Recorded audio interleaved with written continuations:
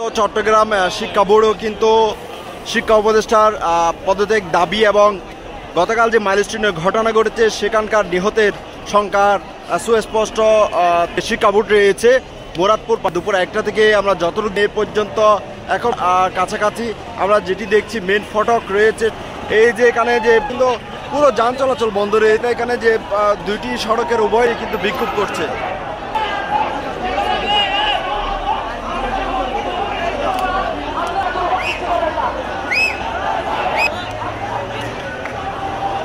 থেকে যে 2 নম্বর গেট অর্থাৎ জিসি যে সড়কটি রয়েছে এই সড়কটি যেটি দেখছি উভয় পাশে এখানে শিক্ষার্থীরা অবস্থান নিয়েছে। তারা গতকালকের ঘটনা মাইলস্টোনের ঘটনায় যে নির্দিষ্ট লাশের সংখ্যা করে এখানে আমরা দেখছি স্কুল কলেজের যে বেস্ট সেটি পরে কিন্তু এখানে তারা বিক্ষোভ করছে, এখন রয়েছে সেদিকে ভুয়া ভুয়া স্লোগান দিচ্ছে।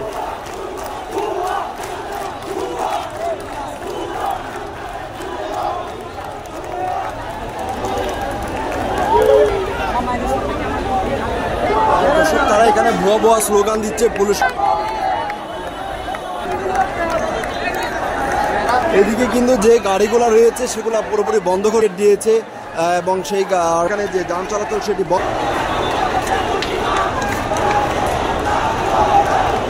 আমরা একজন মূল দাবি কি একটু বলবেন, দাবিগুলো কি আসলে এখানে কেন অবস্থান করছে?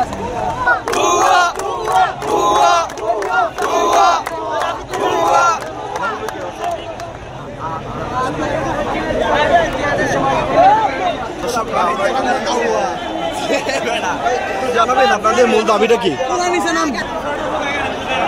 দর্শক এখানে আসলে কথা বলতে চাচ্ছে না।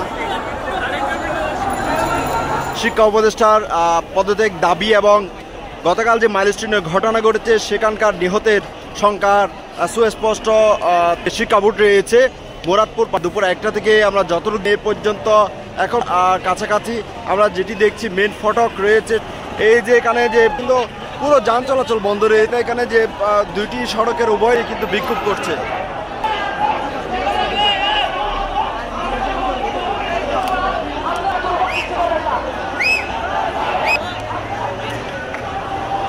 থেকে যে 2 নম্বর গেট অর্থাৎ জিসি যে সড়কটি রয়েছে এই সড়কটি যেটি দেখছি উভয় পাশে এখানে শিক্ষার্থীরা অবস্থান নিয়েছে।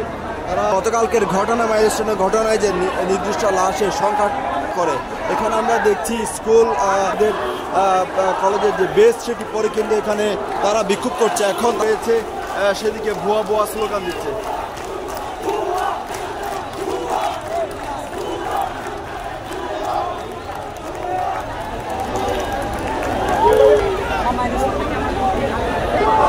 তারা এখানে ভুয়া ভুয়া স্লোগান দিচ্ছে। পুলিশ এদিকে কিন্তু যে গাড়িগুলো রয়েছে সেগুলো পুরোপুরি বন্ধ করে দিয়েছে এবং সেই এখানে যে যান চলাচল সেটি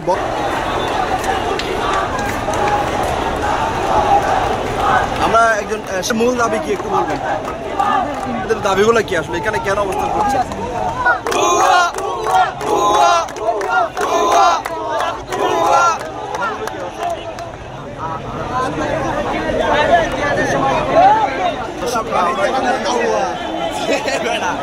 জানাবেন আপনাদের মূল দাবিটা কি? দর্শক এখানে আসলে